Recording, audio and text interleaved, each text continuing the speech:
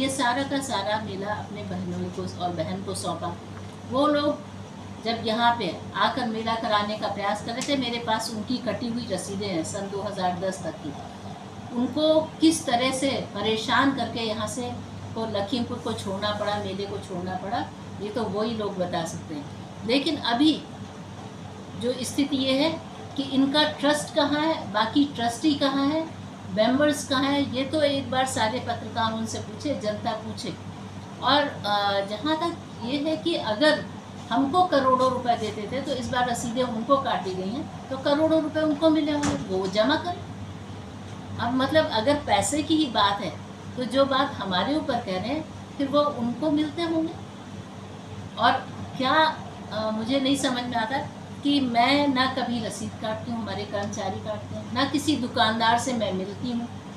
उसके बाद वो केवल नगर पालिका अध्यक्षा कह रहे हैं। तो समझने की बात यह है कि इस डीड के आधार पर वो ज़मीन बिकने ना पाए, नगर पालिका ने एक मुकदमा कर दिया। और क्योंकि मेरी पुष्ट जानकारी है, मैं नाम नहीं लूँगी, कि उसने कहा कि आपको कुछ दिया जाएगा और आप एज ए चेयरमैन कुछ बोलिएगा मत, कोई मुकदमा मत करिएगा।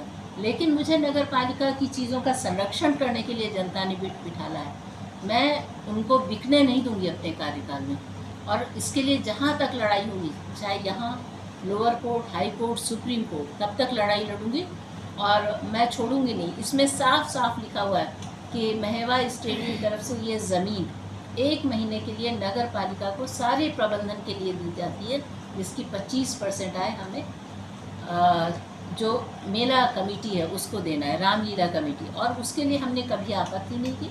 जहाँ तक ये हमारे खेल महोत्सव से कंफ्यूज कर रहे हैं, हमने बार बार बताया कि वो केंद्र सरकार का बहुत ही महत्वाकांक्षी योजना है स्वच्छ भारत अभियान, उसके तहत खेल कूद महोत्सव होगा।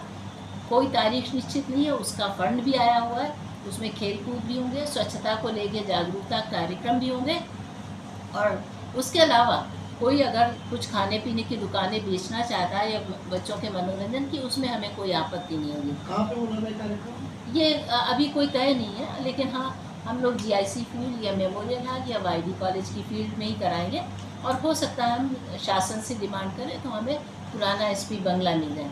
तो हमने दोनों बातों का मेले से कोई संबंध नहीं। देखिए, खेल कूद महोत्सव नाम ही अलग है, पता नहीं कैसे वो कंफ्यूज करता है और लोग कंफ्यूज आते हैं, पढ़े लिखे लोग। दूसरा, हम आपको एक और दिखाना चाहते हैं जिसको हम अभी देंगे नहीं, आप इसको किसी से पता कर लीजिए कि इस तरह की ज़मीन क्या राजा साहब भी नहीं बेच सकते हैं, तो इन्होंने ख़रीदी कैसे।